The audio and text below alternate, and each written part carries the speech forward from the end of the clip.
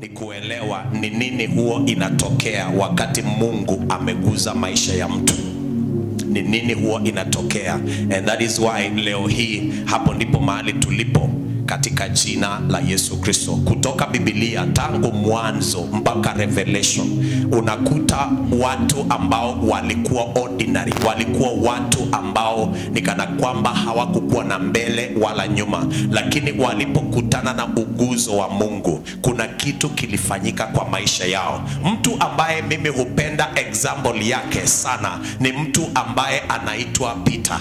Peter wakati alikuweko, wakati Yesu Kristo alikuwa pamoja na Peter, walipokuwa wakitembea na kufanya kazi pamoja, Peter alionekana kuwa mtu kigeugeu. Number one, alikuwa pia ni mtu ambaye alikuwa rush, mtu ambaye angejibu haraka, mtu ambaye hakuwa anafikiria mara mbili, mtu ambaye alikuwa kimbele mbele, mtu ambaye ulikuwa unampata yeye ndio wa sauti ya kikundi, na ni mtu ambaye hakuaminika na kutegemewa sana. In fact, Yesu Kristo aliprophesy juu yake. Yesu katika chapter 16 ya kitabu cha Mathayo tunampata Yesu akimuita mwamba, akisema kutokana na kwa mwamba huu nitalijenga kanisa langu. Na Yesu akawa anamsifu ya kwamba amepata ufunuo kutoka mbinguni. In chapter 18 tunampata Yesu akimuita shetani, kaa nyuma yangu. Kwa sababu ni mtu ambaye hakuwa na msimamo uliokuwa dhabiti. Lakini mfuate huyu mtu anaitwa Peter. Wakati Yesu ameshikwa, alikuwa amemwahidi Yesu ya kwamba tutakufa na wewe. Akamwambia Yesu, kama ni msalaba tutaenda na wewe, kama ni kuuawa tutauawa na wewe, tutapigana hii vita. Na watu wanasema ya kwamba ni yeye ndiye alikuwa na kisu. Wakati ule Yesu alishikwa, akapitisha kisu kwa masikio ya mtu, mtumishi wa one of the maaskari, na sikio la mtu likaanguka. Alikuwa ameinoa vizuri. Lakini baada ya Yesu kushikwa, alipoona hii maneno ni serious, Yesu akawa amepelekwa mbele ya kina Pilato. Yesu akawa amepelekwa mbele ya kina Herode. Na Biblia inasema ya kwamba wakamkujia Peter, msichana mdogo, akaambia watu waliokuweko pale, huyu mtu alikuwa na Yesu. Na tunampata Peter akakana tena kwa wazee, akakana kwa msichana, mara 3 akawa anakana. Ni mtu ambaye hangetegemewa, ahadi yake haikuwa inasimama. But wait, wakati ambapo Biblia inaniambia ya kwamba akawa muoga, anatoroka, mpaka msichana mdogo anatoroka. Lakini baada ya Roho Mtakatifu kushuka juu yao, in chapter 2 ya kitabu hicho ambacho ni cha Acts, Biblia inaniambia the same guy ambaye anaitwa Petro akasimama mbele ya town mzima. Because of the touch of God, ile historia yake ikabadilishwa, maisha yake ikabadilishwa, mambo yake ikabadilishwa. Uoga aliokuwa nayo mpaka anatoroka msichana mdogo, akawa sasa hatoroki tena. Taoni yote ikawa imesimama. Watu zaidi ya 1000 ngapi? Maana kama waliokoka 3000 inamaanisha walikuwa watu 20,000, 40,000, 50,000. Lakini Petro hakuogopa kusimama mbele yao na kuwapatia neno. Na baada ya neno, Biblia inaniambia kwamba akawapeleka kuwabatiza. The same man ambaye hakuwa anategemewa, right now ananena na the whole city. And the Bible says ile neno aliongea ilidunga mioyo ya watu, mpaka wakamsimamisha, wakamwambia usiendelee kuhubiri tena, utuambie tufanye nini. A life that was transformed kwa sababu ya uguzo wa Mungu. Hiyo ndio kitu ambacho kanisa la sasa linahitaji kuliko wakati wowote mwingine. Kama kuna watu wanahitaji kuguzwa upya, ni wakati huu kanisa la sasa, watu ambao ni wako kanisani wanahitaji uguzo wa Mungu. I know ya kwamba kuna watu ambao saizi hatuwajui wako katikati yetu. Tunawaonaga, tunawajua kwa sura, lakini hatuna haja nao sana. Lakini let me tell you, wakikutana na uguzo tu wa Mungu, I'm telling you, those are the people who will overturn Bomet. Those are the people who can turn their families. Wanaweza badilisha villages zao. But right now as it is, wao wenyewe wanahitaji msaada, and yet supposed kuwa msaada wao wenyewe. Mwangalie jirani, mwambie wewe ni msaada. Hallelujah. Am I talking to people here today? Praise the Lord. Sema, I need the touch of God. Sema vizuri, I need the touch of God. Wacha tuangalie huyu mtu mmoja kama example yetu. Mathayo mlango wa 8. Matthew chapter 8 kuanzia verses 3. My tablet imeisha moto, siku charge. Can you give it to us? Then Jesus put out his hand. Tukirudi hapo nyuma, can you go back about 2 verses? 2 verses or 1, I don't know, just do it. Oh, I say 2 verses. Okay, 2 verses in verse 1. Okay. And behold, a leper came. When he came down from the mountain or whichever, a leper came and worshipped him, saying, Lord, if you are willing, you can make me clean. Bwana, kama unapenda, unaweza kunitakaza. Unaweza kunitakaza. Hallelujah. Praise the Lord. Bwana Yesu asifiwe. So, huyu ni mtu ambaye alikuwa na leprosy. Huyu ni mtu ambaye alikuwa na ugonjwa wa ukoma. Na ugonjwa wa ukoma, you can imagine, wale watu wa Israel, kulingana na sheria ya Musa, hawa watu walikuwa wanatupwa nje ya town. Si town zao sio kama hizi zetu. Town zao ilikuwa na ukuta all around the town. Now, wakati umepatikana na ukapimwa ikakuwa kwamba uko na leprosy, ulikuwa unatupwa nje ya town, unakaa nje ya town. So watakuwa wanarusha chakula kwako, hawatakuletea, because kuguza mtu ambaye alikuwa na ukoma ilikuwa inakufanya najisi. That is number 1. Number 2, ukoma was contagious. Yenye mtu mwenye ukoma akikuguza, kuna uwezekano uanze kuambukizwa na ugonjwa wa ukoma. And so, huyu ni mtu ambaye amekuwa rejected. Huyu ni mtu ambaye kwao tena haingii. Tao na haingii, kwao haingii. Hatujui, Biblia haikutuambia historia ya familia yake, kama kulikuwa na mandugu ama madada, lakini ako pale nje, a rejected man. And when he saw Jesus outside the town coming into the city, akasimama mbele ya Yesu na akapiga magoti. I don't know alifanya namna gani, lakini akapasa sauti na akamwambia Yesu, kama unapenda unaweza. That's a very powerful prayer. Kama unapenda unaweza kunitakaza. Kama unapenda unaweza kunitakaza. Na Biblia Yesu Kristo hakuongea na story mingi. Biblia inasema, and Jesus put out his hand and touched him, saying, Yesu akanyosha mkono wake akamuguza, akisema ya kwamba mimi ninapenda, takazika. Na pale pale mara moja ukoma ukamwacha. I don't know if I'm talking to you today. Huyu ni mtu ambaye ugonjwa huu ulikuwa umemtenga na watu. Ugonjwa huu ulikuwa umemtoa kwao. Ugonjwa huu ulikuwa umemtoa kwa marafiki. Na Yesu, huyu mtu akawa rejected. A reject. Lakini Yesu aliponyosha mkono wake kumuguza huyo mtu, kile ambacho kilikuwa kinasababisha rejection, kile kilikuwa kimemtoa kwao, kile kilikuwa kimemtenga na marafiki, ikamuondoka. I don't know if you are getting the revelation. The touch of God dealt with the issue ambayo ilikuwa imemsababisha aishi kwa upweke. Yesu Kristo aliondoa the issue kupitia kwa uguzo mmoja. Na mtu ambaye alikuwa rejected right now angekutana na wale watu walimreject, I don't know walimwambia nini. That is why Yesu Kristo in another place, which I believe is related to this one, wakakuja kwa Yesu wale watu wote walikuwa 10, wakamwambia Yesu, unaweza kututakaza? Na Yesu Kristo akawaambia, endeni mkajionyeshe kwa makuhani ili ikue kama ripoti. Na Biblia inasema hawakupona pale. Biblia inasema walipokuwa wakienda wakapona njiani. Mmoja alipoona wamepona akarudi peke yake, akaja kwa Yesu akamwambia Yesu, asante tumepona.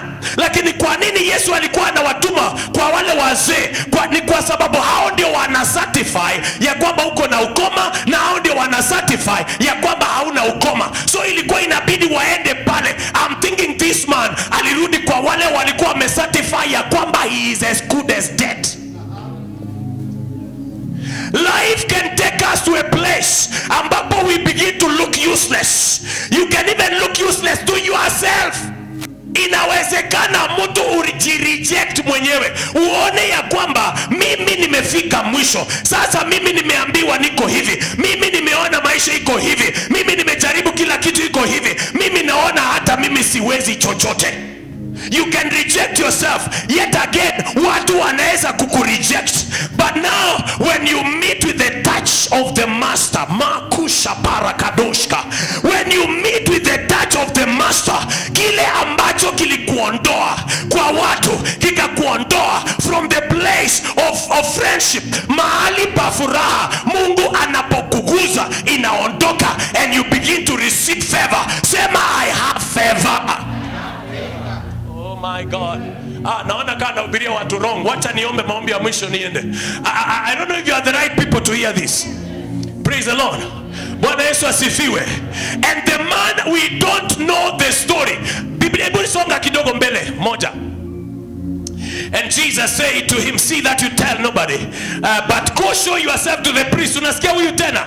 Pia huyu aliambiwa enda ajionyeshe kwa makuhani. Let them certify you free from this thing. I have been sent by God here today in the name of Jesus to make a decree. Unitangaze juu ya mtu hapa ambaye mambo kitu fulani kwa maisha yako. Did you know ni kitu fulani? Hiyo kitu unasumbuka wewe. Unasema mbona maombi yangu, mbona ifanyiki, mbona nimeenda hivi. Kuna kitu moja tu. Nikikwambia moja, sema kitu moja. Hiyo moja, by the touch of God as we pray today. Okay, I know you are not ready for prayer. I say tunapokuja kuomba leo, because we will make a prayer after this. Father, let your touch be released upon us. Now, when that touch falls on you, okay, I know kuna wenye amini. Ni wangapi wanaamini by the way? Let me know how many customers I have. Amen. Hallelujah. Now I want us to delve deep into the scripture now. Able to party 2 Corinthians chapter 5 verse 17. I tell you, my message today is so simple and very, very short.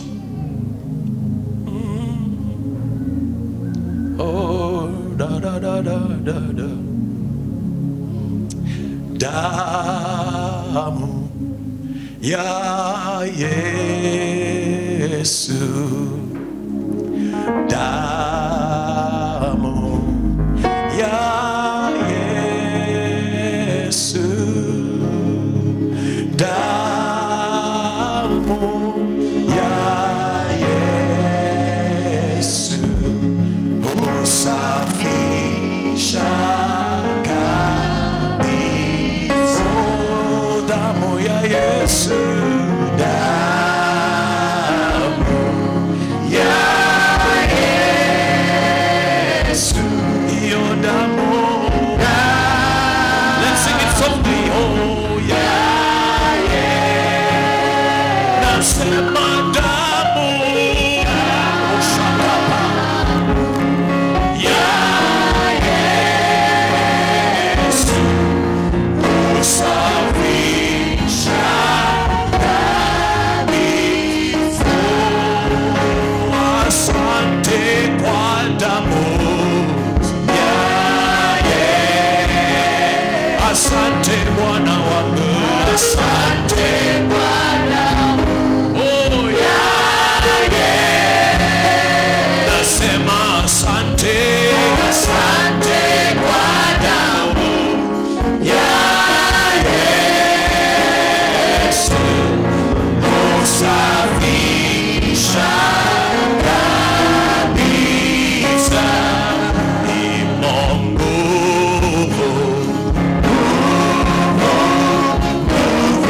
ya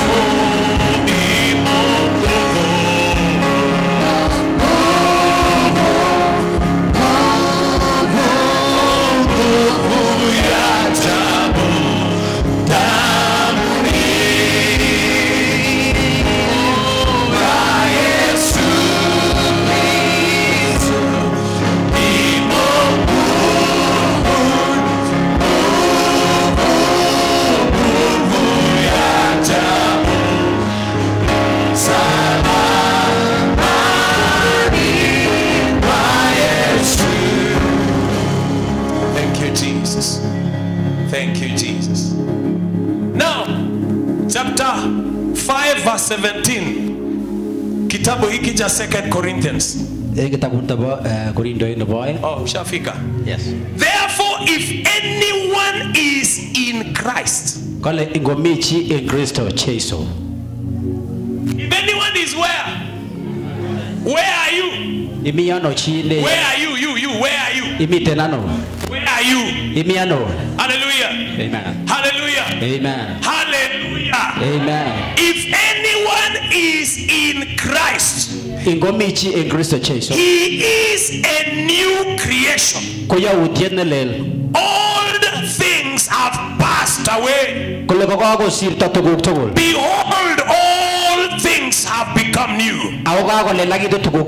This is Paul speaking to the church of Corinth. If you check the first book of Corinthians, utampata Paulo akielezea the ills that come to the church. The ills, yani mabaya, evil. Paul was trying, alikuwa anajaribu kuwaelezea vile wanafaa kujilinda. Kuanzia chapter 1 mpaka mwisho. Anapokuja the second book of Corinthians, anaanza kuadhibitisha katika mambo ya kiroho. Maana katika chapter 3 anaanza kuwaongelesha kuhusu utukufu wa Mungu, akiwaambia ya kwamba tunaposimama mbele ya utukufu wa Mungu tunabadilishwa kutoka utukufu moja hadi utukufu mwingine. Kwa chapter 4 anawaambia kuhusu kuna Mungu anaitwa Mungu wa dunia, ambaye anafunga macho watu ili wasione utukufu ulioko katika Injili. Chapter 5 ndio hapa mahali tulipo sasa. Paulo anaongea kuhusu reconciliation. Anaongea kuhusu kurejeshwa kutoka uadui tukafanywa marafiki na Mungu. Alafu anawaambia vizuri katika hii verse ya kwamba mtu akiwa ndani ya Yesu amefanyika kiumbe kipya, so that mahali ambapo shetani alikuwa na claim, mahali shetani alikuwa amejifichia, maybe ni kwa sababu ya familia, maybe ni kwa sababu ya laana za kwenu nyumbani, maybe ni kwa sababu ya vile baba yako alilaaniwa, maybe ni kwa sababu ya dhambi ambayo ilifanyika kwenu. Shetani akawa amejishikilia. Unapokuja kwa Yesu, when you meet the touch of Jesus, anakufanya kiumbe kipya. So that shetani anashindwa, huyu si ni ile sura. Lakini akijaribu kuangalia anaona hapana, sura imefanana lakini sio huyu. Anakosa mahali ana claim kwa maisha yako. And that is why the Bible says, vitu vya kale vimepita na sasa yote yamekuwa mapya. That is what happens when God touches your life. Kuna vitu unang'ang'ana naye kwa maisha yako. Kuna vitu ambayo inakutoa jasho kwa maisha. Unajaribu kuyaondoa, kuyabadilisha na haisongi. Unashindwa ni kwa nini na mimi niko kanisani. You need to ask God. Oh God, lay your hand on me. Lay your hand on me. The touch of God will change everything. Ni maombi ambayo tuliongea about 3 weeks ago. Ya jamaa mmoja ambaye alikabiliana na kitu kwa maisha yake, mpaka anashindwa kwani niko na shida gani? Kwa sababu aliheshimika na wa brothers wake, aliheshimika ndani ya nyumba yao, lakini anashindwa, lakini hao watu wananiheshimu, but I know my pain. Mimi unafanya nini? Akaanza kujiuliza, kuna hii shida inaweza kuwa inatoka wapi? Siku moja nafikiria maybe Roho Mtakatifu alimuongelesha ama nini. Akaona si ninaitwa hii jina inaitwa uchungu. Jina langu ni uchungu. Lazima ni hii kitu. Lazima ni hii kitu. Akaenda mbele za Mungu. Na akasema, Mungu, oh, that your hand would be upon me. Oh, that you bless me. And then lay your hand on me. Oh God. Preach Baba. Hallelujah. Amen. Bwana asifiwe. Amen. Maombi ambayo unaomba kila siku upate ukombozi. Kila siku unaomba Mungu nisongeshe. Fungulie milango. Kuna vitu ambavyo havitawahi fanyika. Nataka ubadilishe leo. Ulize Mungu leo. Nahitaji breakthrough kwa biashara. Ndio, nahitaji breakthrough kwa ndoa yangu. Nahitaji breakthrough kwa masomo yangu. Nahitaji breakthrough kwa chochote ambacho kinataka. Lakini Bwana, yote naacha kwa mikono yako. Ombi langu moja, niwekelee mkono. Niwekelee mkono. Oh my God, lay your hand on me. Free Baba. Am I talking to people? Are you the right people? So wacha miujiza from today. I want to send you back to the prayer house. Oh, that your hand would be with me. My God. I want us to see another example here.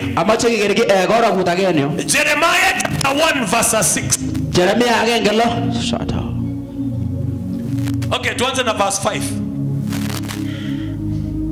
Behold, before I formed you in the womb, I knew you. Before you were born, I separated you. I ordained you a prophet to the nations. Amen. Hiyo ni kama story kwa huyu mtu anaitwa Jeremia. Hai Jeremia, oh my God, oh. Eti mimi. Eti ambia jirani ati mimi. Because even ndivyo wengi wanaongeanga in their hearts. Hello. Patia mtu high five, mwambie mimi nakubali.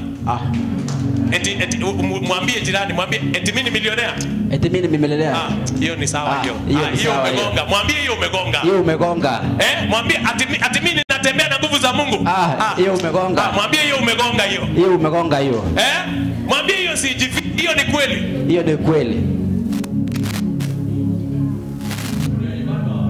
Mimi tutomo waya mpaka ingo. Bado wananiangalia na macho ya pastor ati. Togera kwa pastor. Anyemane? Let's go to verse 6. Then I, Jeremiah, said, Lord. Kule Jeremia, Jehovah. Ulijua mahali umekuja kweli? Kule Jeremia Jehovah kena imani legenyon. Ulikuwa unanitafuta mimi ama umekosea? Kiechengo ana mana nage kiachi. Hiyo report I don't think ni yangu. Mara kwa mana nyungo leo ndono. Hapana, hapo hapana. Kule Jeremia mara sikwane. Ndani mwangalie macho kabisa hivi kwa 5 seconds. Kirina na nduru bege kwa nyegine second shek mut. Eti Lord, behold, kwanza ndio ujue si mimi ulikuwa unatafuta. Si naende maana nege chenge hii. Mimi siwezi ongea. Monge na ngala. Ati si sasa ndio ujue, yani ndio ujue I know wewe ni Mungu lakini oge no lecho lakini kumbe saa zingine pia unakoseanga. Aba na hicho bochi makosa yake. So mimi sijuagi kuongea. Monge na ngala. So hii yako hii ni nje. Kateri ndi munga tai. Namba 2 mimi ni kijana tu. Adene kwa barotio. Mimi kwetu hata hakuna mtu amewahi nunua hata wheelbarrow. Sasa unaniambia gari. Toka ndio wheelbarrow tenga uga agimwa gari. Tutajenga nyumba. Atiktono go. Na kwetu tumeishi ile ya kunyang'anya ng'ombe na mchanga nini? Walea. Yes. Kige megi namba in ngototo aptua. Sasa unaniambia aje? Imwawone. Havana. But let's move to the next verse. But the Lord said to me, Lakini kumwomba Jehova kule. do not say that. Matima anota. Mwambie jirani usiongee hivyo. Usiongee hivyo. Mwambie usiseme hivyo. Usiseme hivyo. Yes. Usiseme hivyo. Usiseme hivyo. For ati I am a youth. Ati mimi ni kijana. Matima ile abarnotio. Kwa sababu ndugu yangu utaenda mahali nitakutuma. Amotu upchenyu wedi lo yokte. Na utasema kila kitu nimekuambia useme. Awebe mwagi agatugule kole chini mwa. Kaigaso? Kagas. Haya twende next verse. Do not be afraid of their faces. Kole matimu endo goche kwa. For I am with you to deliver you. Amuna mitengo bote na atiachi. Says the Lord. Mwa Jehova. Now, next. Then the Lord put his hand Agonde Jehova na and touched my mouth. kinde Jehova na agotimele tanyo. Sema God's touch. God's touch. Behold, I have put my words in your mouth. Kole gonde ngaleku kutingu. So see, I have this day set you over nations. Kole gai tabani ne betuni iboboro yoshek. I want you to look at that clearly. Amachege nitagumye. Huyu ni mtu number 1 muoga. Ini ni wachida na nyongor number 1. Number 2, hajafanya chochote ambacho inahusiana na chenye Mungu aliumba afanye. Ne boengo tomgo ya ine boru kole kipanga chobo kwa yaki. Meaning file yake mbinguni iko empty. Iboru kole baeli nyine gipse kwet kotilil. Haijawahi andikwa chochote. Tomge asiriage tu. Na kwa hii mwaka Mungu ameamua kumtembelea. Aweke nyine wabanga chobo kwa utesi. Na anamwambia hapana, hautaishi hivi forever. Leji mesa beko unde kwa hiki. Nimepanga unitumikie. Kara panga ni boishi. So Jeremiah anajaribu kusukuma Mungu atafuta mwingine. Iwa mechara mbego toza chobo kule changa. Mungu anamsema ni wewe. Lakini mwa chobo kule nye. Mungu akarealize aendi mahali na huyu mtu. Kona chobo kule mabendi weakshishi. Mpaka aguze yeye. Kototi mbele tani. Poguza yeye. Kingo di Jeremiah. Ile uguzo number 1. Tingwani kinye na tani. Ilimuinua juu ya mataifa. Kuinga naptene matiluwe. When he touched him, he said, nimeweka maneno yangu kwa kinywa chako. Kingo tigo lego ande ngaleki kutingu. Na kwa uguzo the same touch ya kukupe maneno.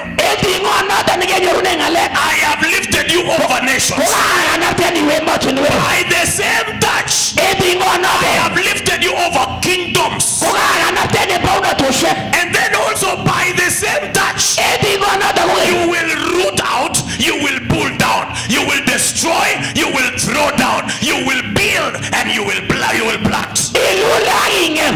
Agitech agimin. That is the power of the touch yenye Mungu alimpatia Jeremiah. Ino niko kina tena batinge niki kwa chobo Jeremiah. Beleni jamani kigeugeu ni muoga. Chiti kiengo toma kietiko kiengo. But the touch of God Lakini tinge ta chobo. lifted Jeremiah, Kuinga napta Jeremiah. gave him authority Awo waya amuge. to speak to the nations, Kuinga lajia to matiluwe. speak to the kingdoms, Kuinga jima unatoshe. and also to destroy establishments, Awo ngala kuolu teshe taketu. to build good establishments. Awo tei tekse ne ba Jehova. There are some people seated right here in this house. Nitebike butoshi nguni engoi. Right now ni watu ambao hakuna kitu wanamfanyia Mungu. Ike maji ingi choba ende nguni. Lakini mbingu inatazama. Lakini kere kimsegwe. Na ninajua kuna watu leo hii after this service. Akuangu nala bibi kiko botatu yari barahino. Uguzo itakuja kwa maisha yako. Komite tingse nege tingi Jehova Your rahino. prayer life will change. Wala kesa hate nije. Kusoma neno itabadilika. Kao jeso mango liatko wala ose. Na Mungu itabadilika. Kecha chobo ko wala ose. But at that moment, Amuneke karato. ile touch ya Mungu Tinge ta Jehova. kung'oa from the position of uselessness, Kwa istene na tebene mamigine yo. the position of fruitlessness, Katatane mamilo wae. from the position of ineffectiveness. Kwa mostane mamia ebebe Mungu ata. atakuweka a place of effectiveness, Awo de choba le mide le tata. kuweka a place of command. Indende le minga If te. there is anybody like that, can I hear you shout amen? Amen. Oh my God, my God. Hallelujah. Amen. Can we go to Ezekiel chapter 36? Magebe Ezekiel esuza maklo. Ezekiel 36 Ezekiel esuza maklo. verses, let's see even verses 25 somewhere there. Kuruga nyingo dipte mamu. Oh, da, da, de, de, de, de, de, de.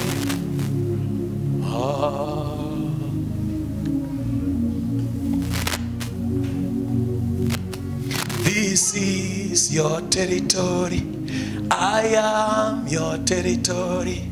You are my honor, Lion of Judah. This is your territory. I am your territory. You are my honor, Lion of Judah. This is your territory. I am your territory. You are my honor, Lion of Judah. This is your territory.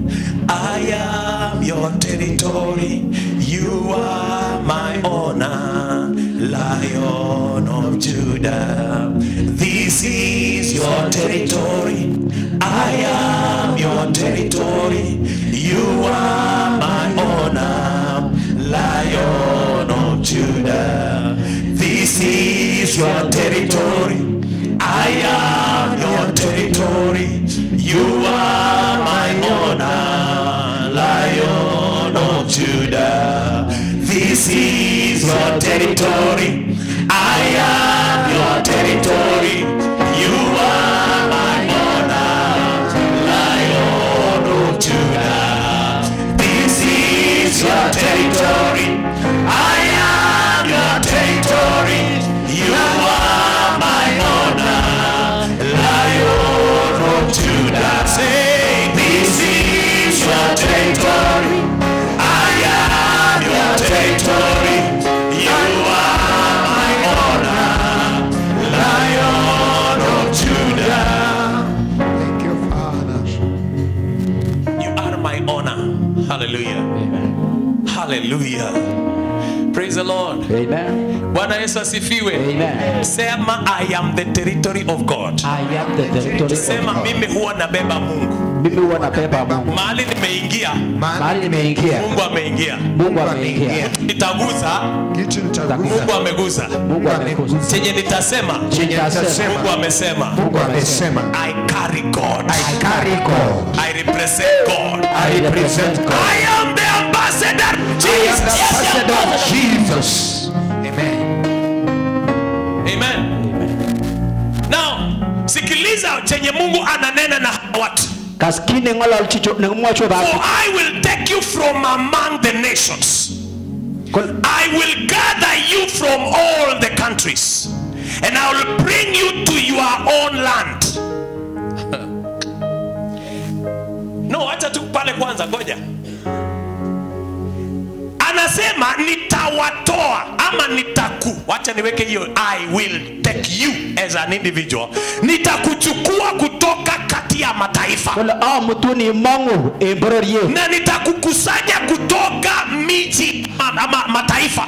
Aga mutuni we matuni we. Na nitakuleta kwa nchi yako mwenyewe. Aga mutuni nyone mene ne mu. What is the meaning of this verse? Newa maru ne ba sirare. Umekuwa katikati ya watu. Kirite kwenu tabi. Umekuwa katikati yao pasipo na chako. Kirite bi kwenu yana goma migina ngungi. Hauna position yako kulingana na Mungu. Metinye na basa ngungeni hata na. Mahali ambapo uko saizi sio jina yenye Mungu alikupatia. Elemi tena ngune kwa marai nene ione Jehova. Position ambayo uko sio position Mungu alikuweka. Na basa na ibi wima ngode Jehova. Uwezo ambao uko nayo saizi sio uwezo ambao Mungu alikuaminia. Kamugane tendo kwa mara mugane kiyani Jehova. Mahali Mungu anakuaminia. Mitengo masone ya nene Jehova. Kuna kitu Mungu anakutamania. Migina magu Jehova. Kuna level ambayo Mungu amekupangia. Mite level negi bangaru Jehova. Alipopanga akamjia Yeremia akamwambia nimekuita hapa sio mahali unafaa kuwa. Kingo bango jule Yeremia kaguri mache mite Leo katikati yetu hapa mahali tuko kanisa. Awara ine kwenu nyano kibite. Watu ambao wako positions ambazo Mungu anajiuliza ni kwa nini ako pale. Kumiri kemina baso tebege choro ula munde. Maybe ni kwa sababu ya karakta yetu. Mara kwa munelo tebenyo. Maybe ni kwa sababu ya tabia na vitu ambavyo tumefanya hapa na pale. Mara kwa tabia za tukekeni wagi. And right now tuko place ambapo kwa Mungu sio kwetu. Awangu nigemi kwa masone magonjwa ane Jehova. Pesa yenye uko nayo sio ile pesa alikupangia uwe nayo. Rabila keite dego machiki machobo ulenge. Nyumba unaishi sio ile nyumba alikupangia uishi. Kone menye wima machobo ulenge ngato. Familia sio ile I don't know what to say. Family wima machobo ulenge ngato. Mahali ulipo sio pako. Lakini lemi kwa manengu. And I hear God speaking and saying, I will correct it. awale choba wale jana wale I will correct that life. wala wale choba I will bring you from that land. wala mtu nene And mana I will bring you to your own land. ndio nene I ngumu will bring you to your own place. mtu ni kama sana I will bring you to my will.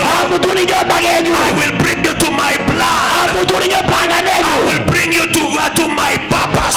mtu ni tatine If there is somebody hearing me today, iko komijina warai you to shout, Lord, I am here. Lord, I am here. Because I see God saying, I will correct. Amuna leo moja rola wale. In just maybe less than 30 days. Mara bedelo sabkicho. Or 60 days. Mara bedelo tini kicho. Beginning from 14 days from today. Onge bedelo tamana mwana ngune. I am making adjustments. Kwa chobo kwa barai. I am bringing you out Kola maderai. from nations, Ene matinwe. from kingdoms, Ene bona from tosha. among the people. Ewe nutabi. I want to set you aside Amachata bandi. because I want to show my face to you. Amuna kochaba rutage. I want to prove my name to you. Amachaba rutage. I want to show them that you are mine. Amachaba chale. I want to show them that you are mine. Amachaba chale ine. I want to show them you are mine. Amachaba chale jine. Never mind what will happen in this life. Kile yose. Usijali ni nini utapitia. Kwa sababu as I am doing adjustments, haitakuwa rahisi kwako. Na wakati itakubidi umelia kidogo, unapoendelea kurekebisha, na wakati itabidi mtu fulani wakuache, na wakati ambapo itabidi umeacha vitu fulani hata wewe. Lakini usiogope, because I am bringing you out from kutoka kwa madeni, kutoka kwa kudharauliwa, kutoka kwa kukataliwa, kutoka mahali pa kukua mtu bure, kutoka kwa mahali ambapo hausaidii mtu. I want to bring you here to your own land, and I want to show you my love, and I want to show them that you are mine. Kama uko hapa sema yes Lord. Yes, Lord. Say. Preach. The land you are in is not yours. The nation you are in is not yours. I will bring you out, and I will bring you to your own land. And I want you to hear this. It means, according to this verse, God is in that place of your land. Watu wenye wanajua English grammar, they can prove me right. Because he says, I will take you from among the nations, get you out from among them, and then bring you into. Bring you into. Not take you into. It means he is already there. He will bring you there. Hallelujah. Amen. So kuna place ambapo ukifika, you will meet with him bila kustruggle. You will find him bila kustruggle. Because now you are in his will. Now you are in his purpose. And it all comes by the touch of God. Next verse. So when I bring you to that land, I will make you presentable to me. Hallelujah. Amen. Kwa sababu ulipokuwa kwa mataifa ulijichafua na mataifa. Sasa nitakuleta hapa kwangu, kwako. Mahali niko. Alafu nitakufanya unifae. Ochobocho bini nyoljono. Yes. Unajua sasa kuna vile ulikuwa unakaa wakati ulikuwa kwa mataifa. Kuna vile ulikuwa una behave. Kuna vile ulikuwa unaongea. Kuna vile ulikuwa unavaa. Kuna vile ulikuwa unatembea. Unajua kuna kutembea ingine inaitwa kutembea ya makarianga. Yani ukikaa unakaa jambasi. Utaiba mtu. But vile unakaa tu. Wanatembeanga aje?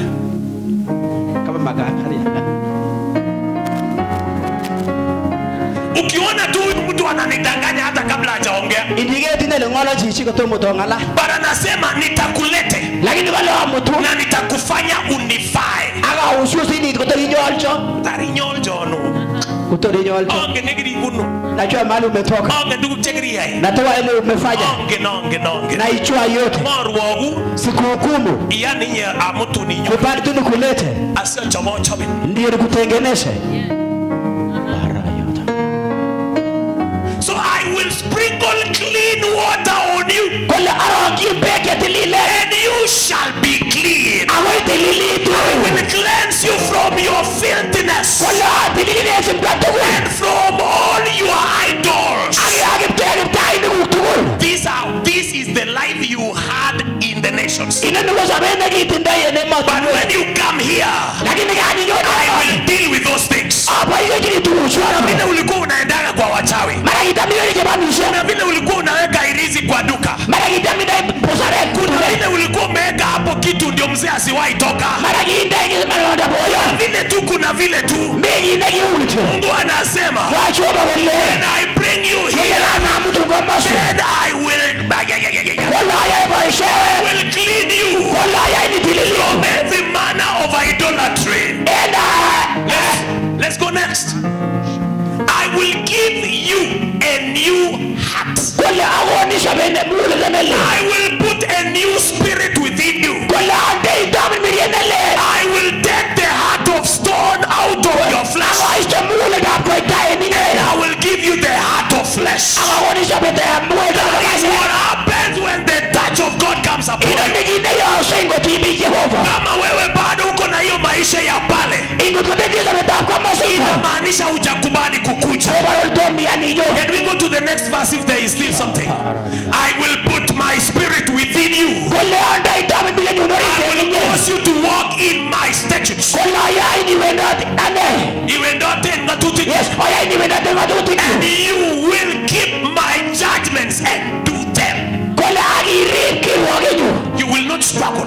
As long as unakubali nikutoe. When you are here, I will put my spirit in you. And when my spirit is in you, you will not struggle to keep my ways.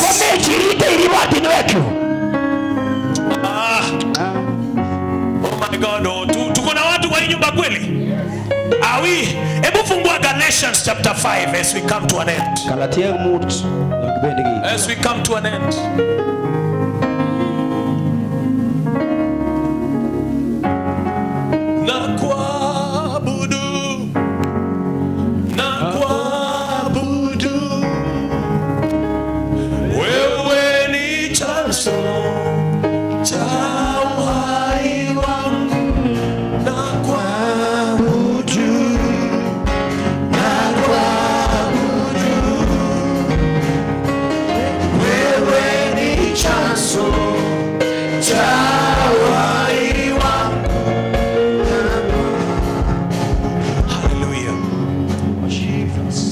Let's go.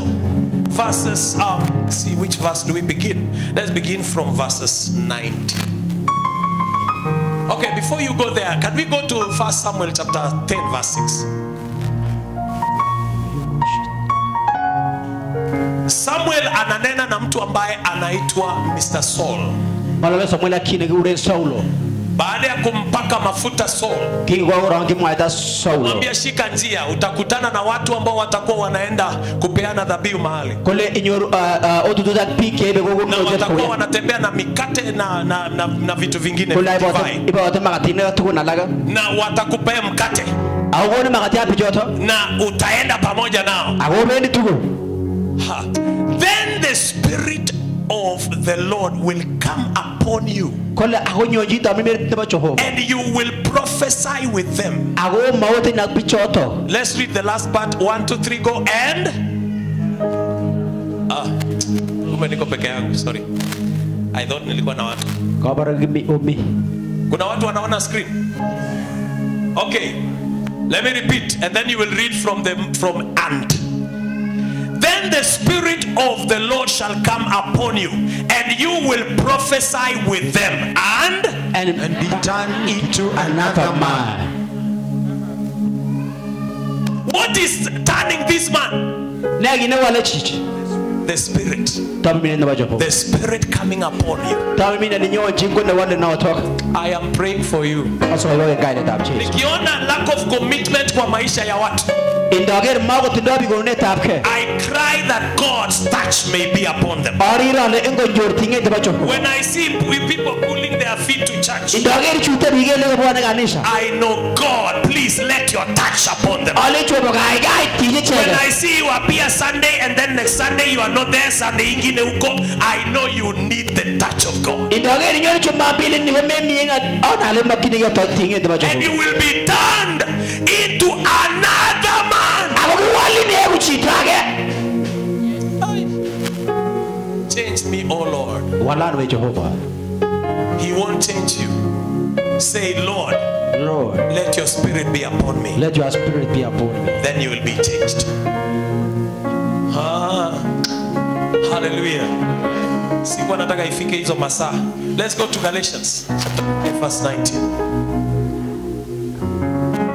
This is the life that we had when we were among the nations. Now the works of the flesh are evident, which are adultery, fornication, uncleanness, lewdness, idolatry, sorcery, hatred, hatred,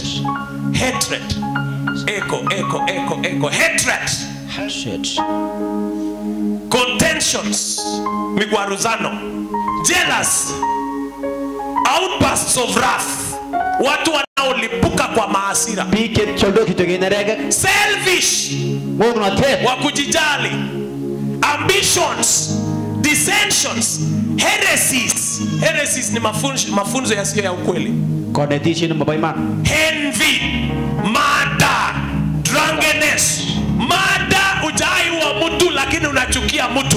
Kulingana na First John, kuchukia mtu ni kuua. Yeah, you know, isasechi. Yeah, isosebira ni tom gai bar. Yo ni isasechi ita ke kurenen ruminde.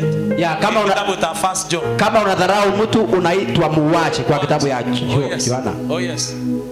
So murders, drunkenness, revelries, and the like, of which I tell you beforehand, just as I also told you in the time past, that those who practice such things will not inherit the kingdom of God. Amen. Hallelujah. Amen. Hallelujah. Amen. Now, this is another place now. But the fruit of the Spirit. Oh yes. This is now when the touch of God is upon you. Na tumesoma Mungu akasema, I will put my spirit in you.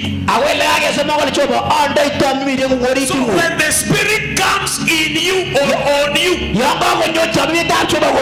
these are the results. These are the results of when God has touched your life. You cannot lie forever that you are saved. You cannot try to behave like a saved person. It is the work of the Spirit that changes a man. Until you overcome the things we have read 19 to 21. You cannot overcome the things of the world until you receive power which is outside that world. Until you receive someone who is above that world. You were born in that world. You were brought up in that world. You cannot overcome the place that received you. The only way to overcome the world is by receiving someone outside that world. Someone who has power over that world. That is the Spirit of God. The life of the world is in verse 19 to 21. The way of life of the world is in those verses. But now when the touch of God is upon you and the Spirit of God in your life, these are the results. You cannot lie. You cannot cheat people that you are saved. You cannot lie to people that you are a candidate of heaven. It is evidence. It is seen. It is something tangible. Do you love people? Are you someone with joy? Are you someone full of peace?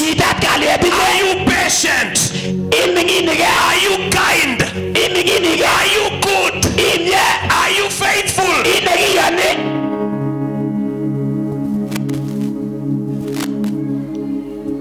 Because I have seen people who say that I love Jesus, I am a candidate of heaven.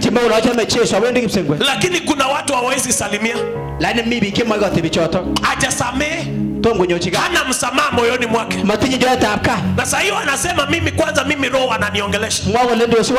Mimi roho ananiambia. Roho anakuambia tu kwa sababu wewe si mwenyewe. God is still speaking to you and you are doing things against him. Then he is speaking to you not as a friend, but he is speaking to you as a jag ambayo inatumika hapo. Unatumia, unachota maji naye unaiweka hapo. Mpaka wakati wa kuchota maji ikifika, unaichukua, unachota maji, unaiweka hapo. Kuna watu wananenewa na Mungu as friends. Hawa ni watu ambao Mungu hawatumii na kuwaweka kando. These are people God speaks to them. And when God finishes to speak to them, he walks with them. When the time comes to speak, he speaks to them. And then he walks with them. Who are you? Are you a jag or a friend? I'm talking to you now. Praise the Lord Jesus. This one is what happens when your life experiences the touch of God. And when the touch of God is upon you, then the Spirit of God is in you. And when the Spirit of God is in you, these are the results. You cannot say the Spirit of God, yet you are working things against God.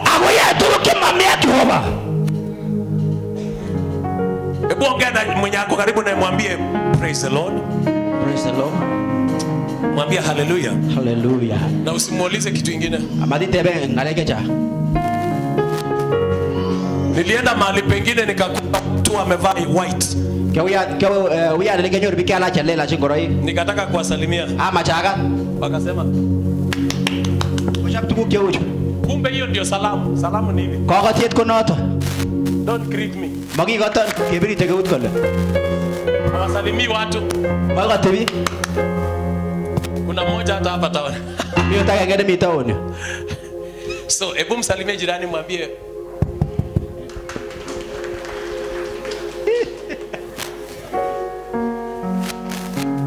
the touch of God. I have seen people full of pride, full of enmity, full of bitterness, full of hatred, but they are speaking in tongues. Salimia jirani yako.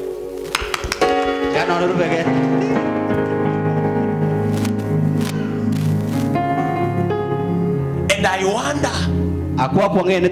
which heaven are we heading to? From today, I am asking God, release your touch on your people. Release your touch on your people.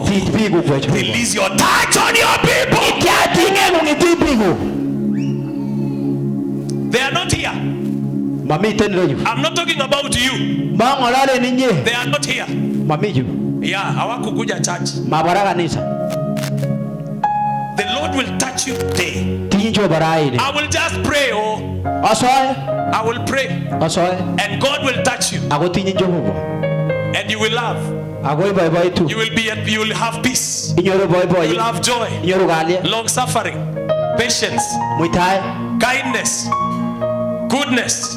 Nyeindo. Toloshe. Yes. Nyeindo. Faithfulness. Monga na. Iwo nagiyane. Gentleness. Negiyani. Nagiyane. Netala. Self-control. Against such. Neya chuto. There is no law. Kuma mingo tuti. If you do those things under the power of the Spirit, Koti ay tuyo tuya na eki na you tuyo to media. cannot break any law. How now?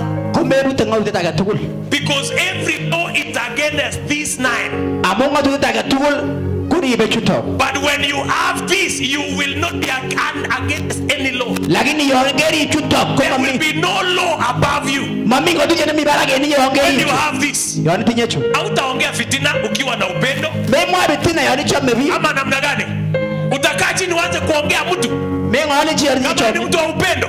Never. Mengo lale chu. Bwana asifiwe. Amen. Utakuwa mtu wa mahasira Igu yendere chikicho. kama wewe ni mtu uliyejawa na furaha ndani ya moyo. Kutoka nyite boy boy yet. Halo, utasikia vibaya mtu akikudharau Igo soko yango lale chi. lakini uko na amani. Yoni tinye bo galie. Unajua hii amani inamaanisha Ingele galie ani go mwana. nothing missing, nothing broken. Kole mamingi nebete amami. So hata kama unanidharau, Oti yoni soso. I know I lost an enemy, Kwa ngalo abe punyo. not a friend. Mchorwe. So wewe, sawa, I know you are not a friend, Mamingi ala ngalo mechorwa. and I will keep my peace. Akwani be galie yenyo. Eti umenidharau ati nikasirike. Kieza sasa nareche. Ni nune. Abura Seme, ale. Amos, kumbe Amos ni mbaya. Aki Amos kabisa. Amos ni mbaya. Yaka.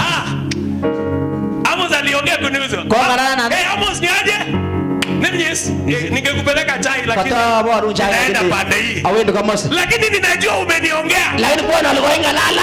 Amani yangu imenijaa. Ita boy boy yake. Siguza. Metinye.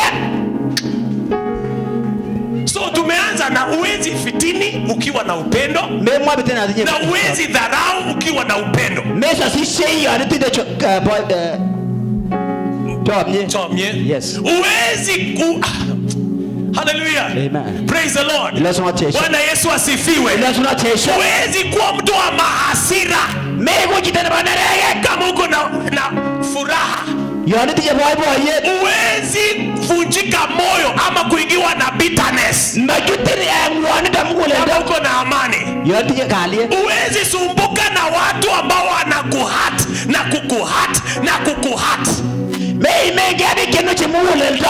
Kwa sababu uko na patience. Amoni tije muitae. Uko na patience. Tije muitae. Uwezi wajibu wale wanaokutusi. Me waljiricho achubi. Because you are kind. Amoni ketalo. You are kind. Itala. Wewe ni mtu unaweza saidia yeyote. Ichi netorti chitu. Because you are good. Amoni mje. Wewe ni mtu ambaye unaaminika. Ichi tanegiyani. Kwa sababu uko na uaminifu. Amoni tije gayane. Wewe ni mtu yeyote anaweza kuja kwako na apate furaha. Ichi tane nyone tiko nyine kunyorwa Sababu you are gentle.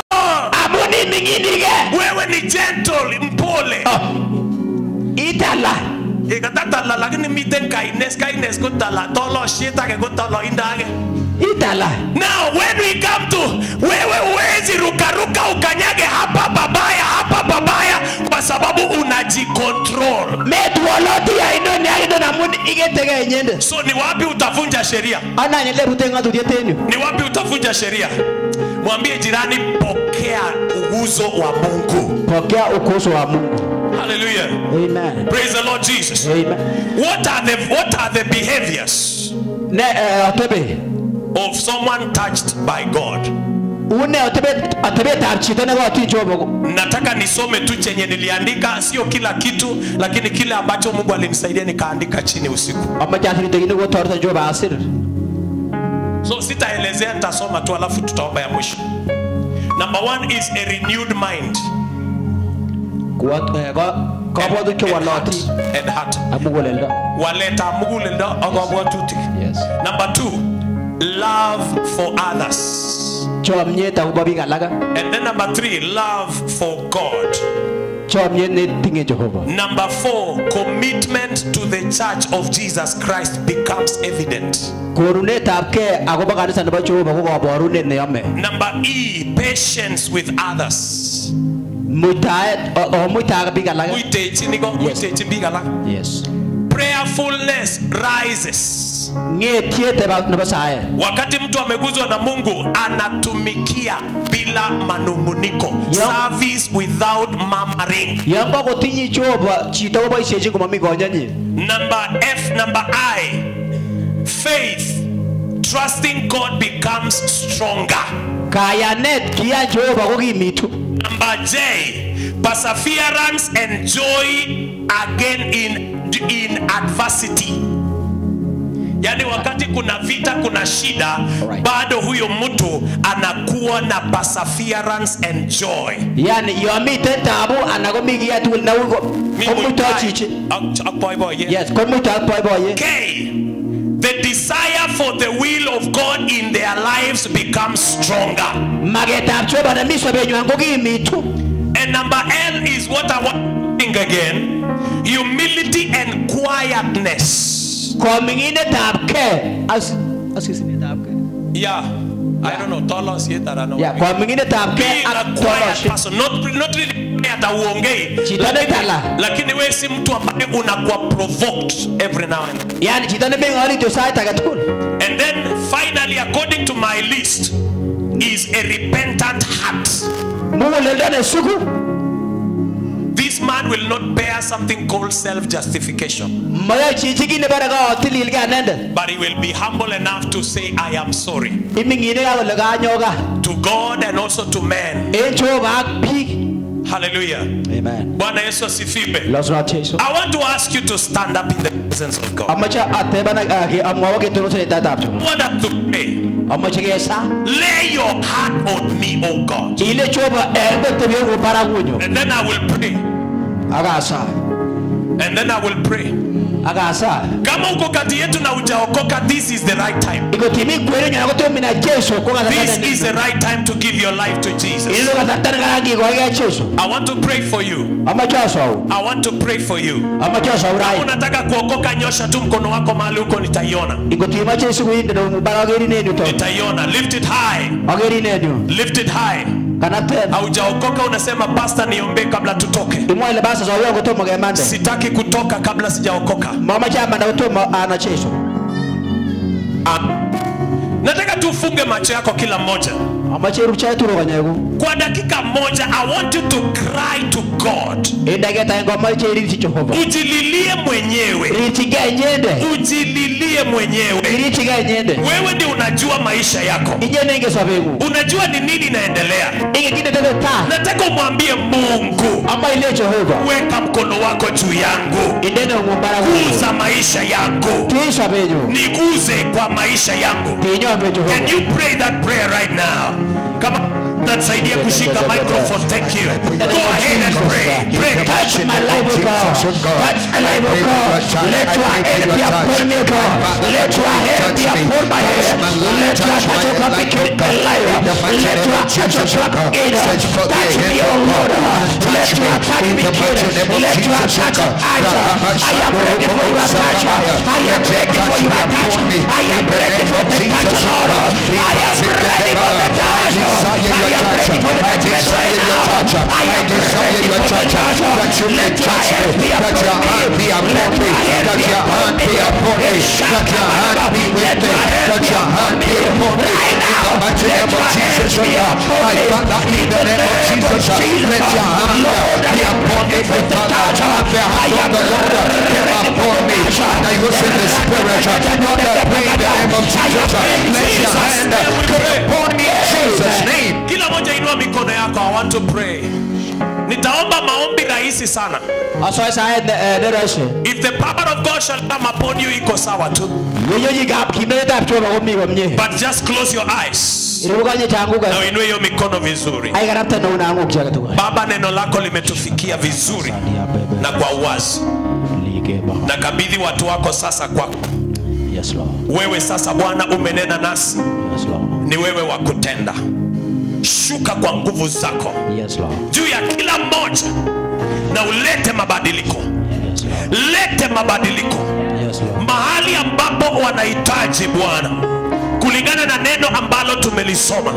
Naomba Bwana, vile ulivyotenda kwa hao watu wa zamani. Yes, Lord. Uliguza Isaya na kaa la moto. Yes, Lord. Na ukambadilisha. Yes, Lord. Ukaguza Yeremia. Yes, Ukampatia mamlaka. Yes, Lord. Ukaguza Ezekia. Yes, Lord. Akasimama, alikuwa ameishiwa nguvu. Yes, Lord. Ukamguza. Ukaguza yule jamaa wa ukoma ukamwondoka. Baba, kuna watu hapa leo wanahitaji uguzo wako. Yes, Lord. Pita na uwaguze. Pita na uwaguze. Pita katikati yao na uwaguze. Uwaguze. Wewe ni Mungu, wewe ni Mungu, wewe ni Mungu, wewe ni Mungu. Uwaguze watu wako in the name of Jesus.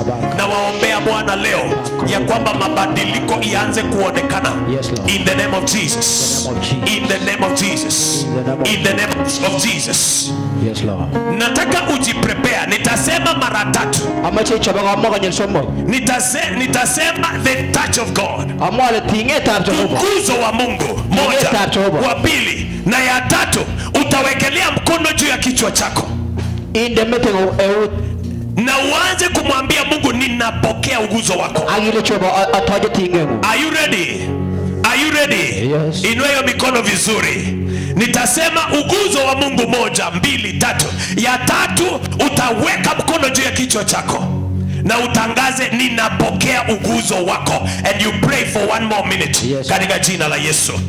Nasema uguzo wa Mungu 1 in the name of Jesus. Uguzo wa Mungu juu yako katika jina la Yesu Kristo. Ya pili, uguzo wa Mungu mara ya 3. Receive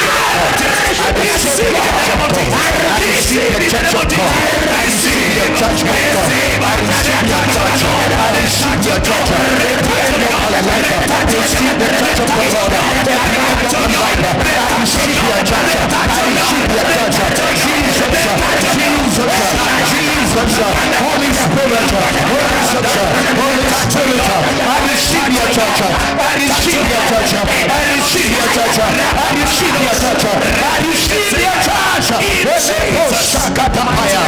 Amen. Wekelea tu hiyo mkono hapo. Father, in the name of Jesus, naomba ukatumie hiyo mkono.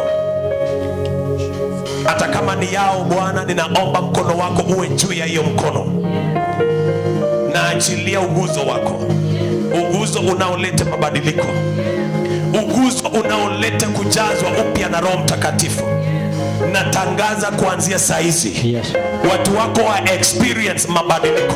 Yes, Lord. Ile kitu imekuwa ikiwazuia, ile kitu imekuwa ikiwaondoa, imekuwa ikiwatenga, imekuwa ikiwa imprison. Leo hii nimeing'oa maisha yao. Nimeing'oa, nimeivunja. Nasema leo ni mwisho. Yes, Lord. Leo ni mwisho. In the name of Jesus. I set you free of God. I set you free. Child of God, I set you free. Arise and love Jesus. Arise and serve Jesus. Arise and walk with Jesus. You will never be defeated again. You will never be defeated again. In Jesus' mighty name we pray. Amen. Amen. Amen. Tukiwa tumefunga macho hivyo, magonjwa yatoweke sasa. Ya kuumwa kichwa, kuumwa macho, kuumwa masikio, kuumwa meno, kwa meno, mapua kufungana, koo kuuma, shingo kuuma, kifua, magonjwa ya kifua, magonjwa ya mabafu, magonjwa ya kupumua, magonjwa ya moyo, magonjwa ya damu, magonjwa ya tumbo, magonjwa ya kiuno, magonjwa ya mahali pasiri, magonjwa ya miguu, magonjwa kwa magoti, kwa muscles, kwa joints, kila mahali. Toka sasa. Toka. Toka. Toka kwa miili ya watu. Nasema toka. Nimetaja kila ugonjwa. Toka, toka, toka. Kwa miguu. Mahali pa kukanyagia. Wewe ugonjwa. Toka. In the name of Jesus. Get out. Ugonjwa inayokuja kwa sababu ya laana. Ugonjwa inayokuja kwa sababu ya kurithi. Ugonjwa inayokuja kwa sababu ya uchawi. Ugonjwa inayokuja kwa sababu ya dhambi. Yote sahihi. Funga virago na utoke. Toka kwa miili ya watu. Toka kwa miili ya watu. Toka sasa. Toka sasa. Toka sasa. Chomeka. Chomeka na uende. Chomeka na uende. Chomeka na uende. Toka. Toka. Toka. Toka, toka, toka. Toka, achilia. Achilia. Achilia. Achilia. Achilia. Achilia. In the name of Jesus. Toka kwa tumbo. Toka kwa kifua. Toka kwa miguu. Toka kwa muscles. Toka kwa damu. Toka. Toka. Toka kwa familia. Toka kwa watoto. Toka kwa mzee. Toka kwa mama. Toka. In the name of Jesus. Toka sahi. Ninahesabu mara 3. Unatoka. Toka. Mara ya kwanza. Mara ya pili. Mara ya tatu. In the name of Jesus. Out. In the name of Jesus. Out. In the name of Jesus. Right now, I release healing now. Healing now. Healing now. Healing now. Pokea uponyaji. Pokea uponyaji. Pokea uponyaji. Pokea uponyaji. Kila moja. Kila moja. Wazee, wamama, vijana, watoto. Pokea uponyaji. Pokea. You will not be sick again. After today, it is only your testimony. Your testimony. In Jesus' mighty name, we pray. Right now, kwa dakika moja, kuna mtu ako na shida na matiti. Ni kama titi moja inaleta shida. Ninaiongelesha katika jina la Yesu. Pona. Pona. In the name of Jesus. In the name of Jesus. In the name of Jesus. Pokea uponyaji. In Jesus' mighty name. Kila ugonjwa imeondolewa. I decree and declare your testimony. Your testimony. In Jesus' name. Leta huyo, leta huyo. You are in Jesus' name. You are healed in Jesus' name. Amen. Everybody here, you are healed. Amen. God bless you. Tunaweza keti. It's okay. It's okay. It's okay. Fine. Fine. Thank you. It is over today in Jesus' name. Amen. It is over in Jesus' name. Amen. God bless you. Amen. Hallelujah. Ningekupea nafasi ujiangalie. It is over. Ni mzuri upige ucheki hii wiki yote. Ndio siku ya uponyaji ya dakika moja. Wacha wiki mzima and then you come back on Sunday. On Sunday nangojea ushuhuda wako. God bless you. Now tunamalizia hapo service yetu. Go and come back with a testimony.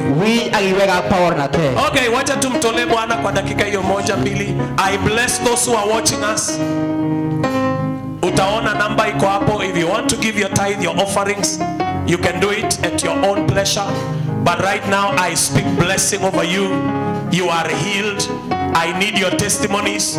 Weka kwa comment kwa YouTube and the Lord will bless you. Put that in the comments. You are blessed. I sanctify you, separate you from any destruction. From any destruction. You are healed and blessed in Jesus' mighty name. Shalom. Let's meet next week. God bless you.